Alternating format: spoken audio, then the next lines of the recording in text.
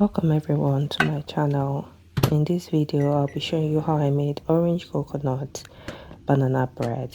So I had 20 dates which I pre-soaked, and after pre-soaking it, so I did it overnight or for at least 8 hours.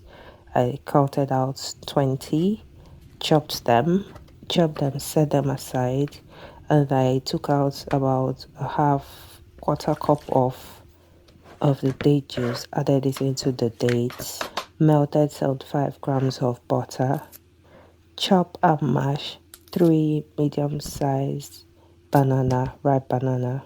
So before anyone will come for me, I washed my hands before this video. So after chopping the banana, add it into the dates mixture. So as I was adding it into the date mixture, I just kept thinking, can you actually pull off the 3 loaves you planned? So it was at this point I said no, you'll have to come down to 2 loaves. But for this video, I'm just showing you how to make 1. Mash the banana a bit more. Pour in 1/3 cup of whole milk, organic whole milk, but any milk will do. Pour in your melted butter from earlier, you know the 75 grams of butter we melted earlier. 1 teaspoon of vanilla. For this recipe, the ancestors guided me a lot, but it's 1 teaspoon of vanilla.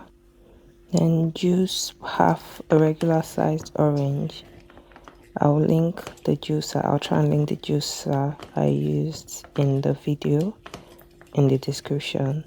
So after juicing it, pour it into the mixture.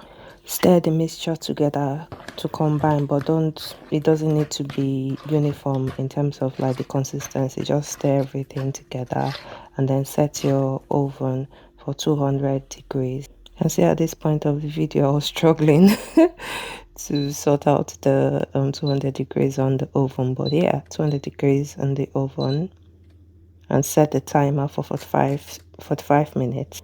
While the oven is preheating, measure out 270 grams of plain flour. Put that in the mixture, and then put in about half a teaspoon of salt. I use Himalayan salt, but any salt will do. And then after that, put in put in a 1/4 teaspoon of baking soda and 2 teaspoons of baking powder into the mix.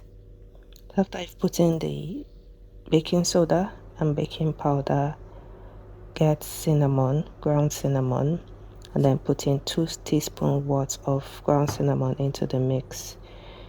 If you don't want to use ground cinnamon, you can use the raw cinnamon, but you have to use a smaller quantity for that. So by raw cinnamon, I mean the type that you get in the stick form and you grind it by yourself. So for that one, because it's more concentrated, you don't need 2 teaspoons worth. You could actually use half a teaspoon because it's more concentrated.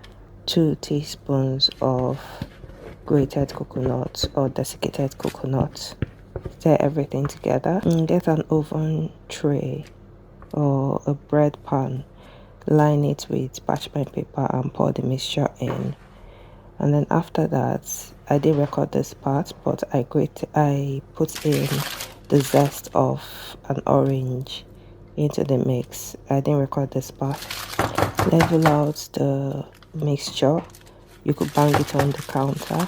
I tend to bang mine on the counter just to feel something. Then after that, put in 2 teaspoons worth of coconuts. Spread it on the top. A handful of dark chocolate. Let your ancestors guide you here.